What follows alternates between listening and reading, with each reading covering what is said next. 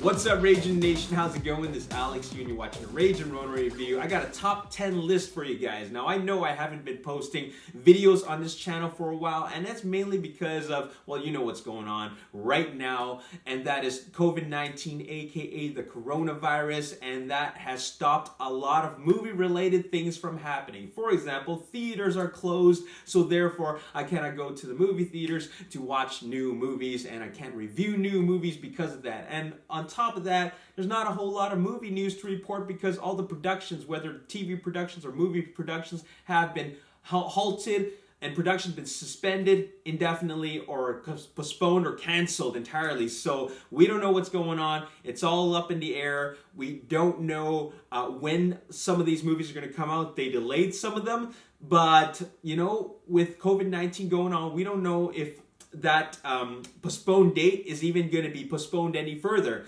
So a lot of you guys are self-isolating, quarantining, and you guys are looking for something to watch. Well, I'm glad you're watching this video right now because I'm going to give you my top 10 list of films to watch during self-isolation while you're at home looking for something to watch. You're probably going to be streaming, going through the Netflix titles looking for something to watch, and you're probably going to spend a whole lot of time going through the titles than actually doing some movie watching. So I got an extensive knowledge of movies. I got an extensive DVD and movie and Blu-ray library, so I thought that I'd give you guys my top 10 list of films to watch during COVID-19 quarantining. So here we go, in no particular order. I think a lot of these movies are good to great. At the end of the day, they're very entertaining, and the subject matter is very appropriate for the times. So let's just start with number 10, and that is Mission Impossible 2. Now, I have the trilogy box set right here on DVD, but I specifically want to highlight number 10 as Mission Impossible 2, which is easily probably the worst in the series, but the subject matter of the story is very appropriate. So there's a terrorist organization who got a hold of this virus called Chimera. And Biocide Pharmaceuticals, they manufactured the virus and the cure. So this terrorist organization wants to hold the entire world ransom by releasing the virus into the world, and then, of course, selling the cure, which is Bellerophon. All right, which is, of course, manufactured by the same pharmaceutical company. And, of course, Tom Cruise as Ethan Hunt pulls off a Mission Impossible, and he tries to stop them. So that is number 10. Number 9. Number 9, we're going to go with Alien Covenant. This is the sequel to Prometheus, and it's part of the prequel of films, the prequel series of the Alien saga. And the reason why this is number 9 is because essentially the xenomorph is a virus. There's a scene in this movie where one of these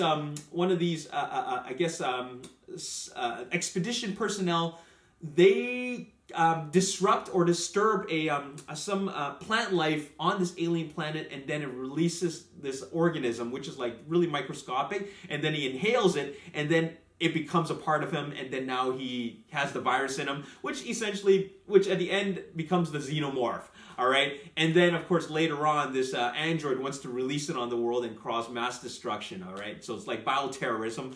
So that's Alien Covenant. Number 8, let's go with X-Files, Fight the Future. Now, I just watched this recently. I watched this a number of times, seen it in the theaters, but I decided to rewatch it because I remember it had something to do with the virus, and it totally does. And this one is really great because this is all about conspiracies. You know how there's a lot of conspiracy theorists out there, and they're saying, like, which country to blame for the coronavirus. Well, this is kind of similar to that because there's a lot of conspiracies going on right in this movie, and it just shows you a different side of the a viral outbreak. All right, and that is the political side and the conspiracy side. So I think this is really, really great. Of course, there's a involvement of aliens, so it's very, very interesting. And what's also interesting is the way it starts out. It starts out during the Ice Age. And, there's a theory going around, and which I believe is true, and that is there are, million-year-old pathogens that are frozen in glaciers. And once, climate change happens, all these pathogens will be released in the air, and we won't even know how to deal with it. So that's kind of what this is all about. All right, so that's number 8, okay? Let's go with number 7, and that is 28 Days Later. This is, I think some people consider this a pretty staple zombie movie, like a classic zombie movie. This is directed by Danny Boyle, who directed Trainspotting, as well as Slumdog Millionaire. This is a really great film. This is about the rage virus. This came from monkeys. All right, and then once a monkey bites you and infects you, and then you go crazy and you want to start biting people, and you're brainless, and you just want to bite people and cause more infections, and then which eventually takes over the world. What's really cool about this film is that Cillian Murphy, who's an actor I really like, he goes around the city, London, and there's nobody in London. There's literally it's like what's going on right now. There's nobody in the streets. You've probably seen the reports and pictures of Times Square. There's nobody in Times Square right now. So watching this and seeing that, nobody on the streets of London is kind of surreal. Seeing that it's actually happening right now. Okay. So that's 10, 9, 8, 7, 6. Number 6 is Rise of the Planet of the Apes, the first film in the prequel trilogy of the amazing Rise of the Planet of the Apes trilogy. The I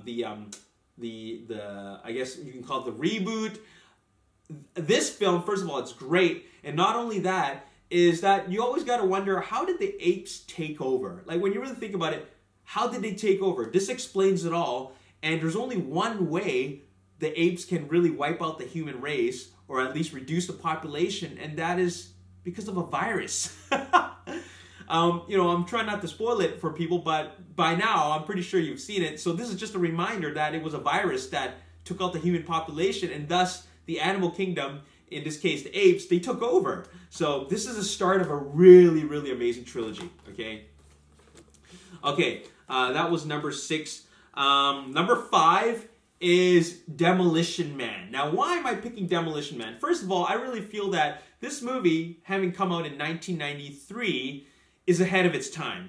Like, I think a lot of people really love this film because there's so many quotable moments, and there's so many things in this, so many elements in this film which are so memorable. And one of the biggest things is that there is no toilet paper in this movie. There's no toilet paper. They use something called the 3 seashells. If you look around Facebook or social media, you'll see there's a lot of jokes going around talking about the 3 seashells. Now, if you don't know what that's about, it's all in this movie. It got started in this movie. They no longer use toilet paper. They use the 3 seashells. There's some instructions on how to use them, but it's supposed to be a mystery, and it really shows you the future of what it was like. And to top things off, there's things that are very interesting about the future, and that is Taco Bell wins the franchise wars.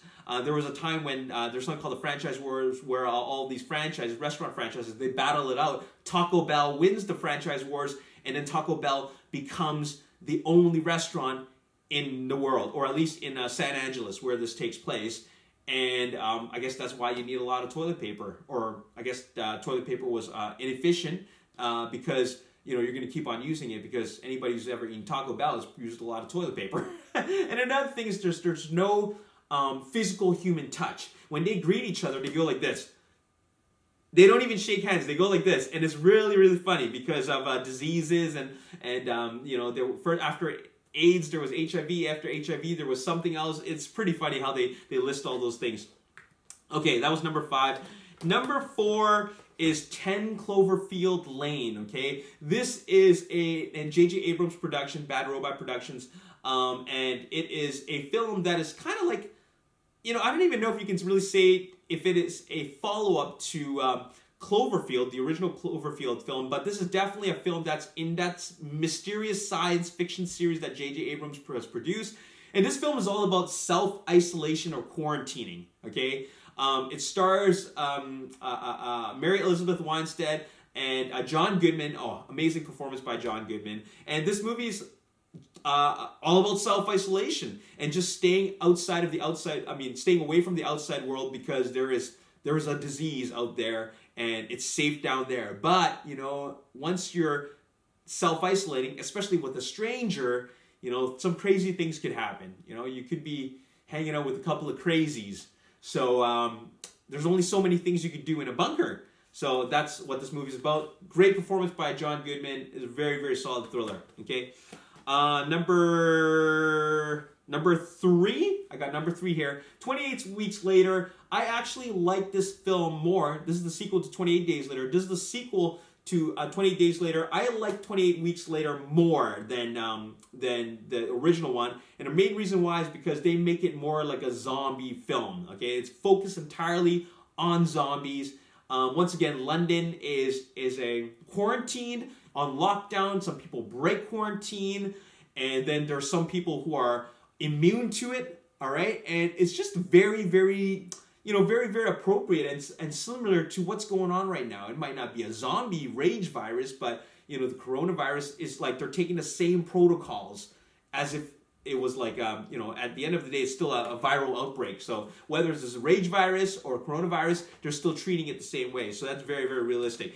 Speaking of realism, I know this is a very unrealistic zombie movie. It's based off of either a graphic novel or a novel or... this is based off of a piece of literature. Stars Brad Pitt, World War Z. I just watched it recently. I saw it in the theaters, and then I'm rewatching it again, and once again, a lot of great zombie elements in there. This is a solid zombie movie. It's, they have a lot of things like looking for a cure. Of course, things are out of control. People not knowing that they have it, infecting other people, immunity, things like that. There's a lot of elements in here that kind of show what it's like obviously in a more fictional world, but when you look at it from a more realistic side, they're definitely treating it the same way you would have treated a very serious viral outbreak, okay? Okay, I think we're at number... where are we at? Okay, 10, 9, 7, 10, 9, 8, 7, 6, 5, 4, 3, 2, 1. Actually, you know what? I'm going to put number one as Contagion. Contagion is the closest thing to real life, okay? Contagion is the closest thing to what we're dealing with right now. I think everybody should watch this film. It's on Netflix. Contagion is a film which covers every aspect of this virus that's going on right now. The conspiracies, the political aspect, the survival mode, quarantining, what's going on at the grocery stores, how easy it is to infect others, the fact that it came from bats, how contagious it is, and how the cure and vaccine is distributed. There's so many elements in this that are so realistic, and of course, opportunists. There's a lot of aspects about opportunity, right? I'm going to give a big shout out and honorable mention to I Am Legend, okay? I Am Legend starring Will Smith. This is 11 films in a top 10 list, but I have to talk about I Am Legend, okay? This is about the last man on earth, okay? And, he goes out looking for supplies during the day, and then he comes back home. And once again, it's self-isolation, very, very guarded place that he lives in. He's got a lot of supplies, and he's just looking for things to do. His best friend is his dog, and he just makes dinner, works out, looks for supplies, tries to call for help, repeat cycle. Okay, and this movie isn't even a zombie movie. I mean, you can't even call them zombies. It falls in the zombie genre. But it's not a zombie movie in the sense that they're dealing with zombies. These people are infected. They're infected with some kind of disease, just like the rage virus in 28 Days Later. But he's trying to look for a cure. Okay, he's trying to look for a cure. He's a doctor or scientist or whatever, and then he's looking for a cure. And then he wants to cure this virus so that they can go back to a normal life. But besides that, this is a very realistic portrayal of self-isolation and being the last man on earth looking for supplies against a viral apocalypse. All right, and it's very interesting to see Times Square completely abandoned with Mother Nature taking over. You have plants just growing out of the concrete, vines everywhere. I know that's a little bit extreme, but it's years and years and years of no more human inhabitants in Times Square. Animals are roaming around free, and it's pretty crazy.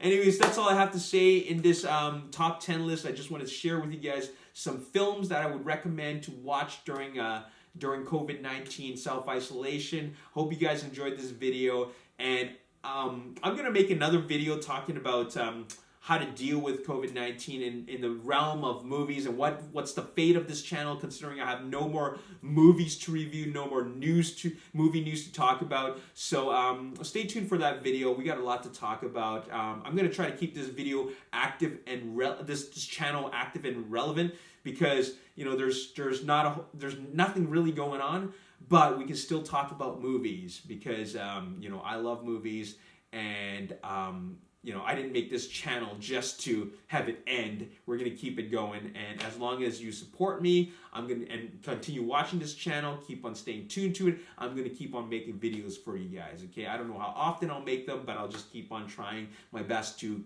provide content for you guys, because at this time, during this struggling and challenging times, I think content creators are needed more than ever to keep everybody entertained, okay?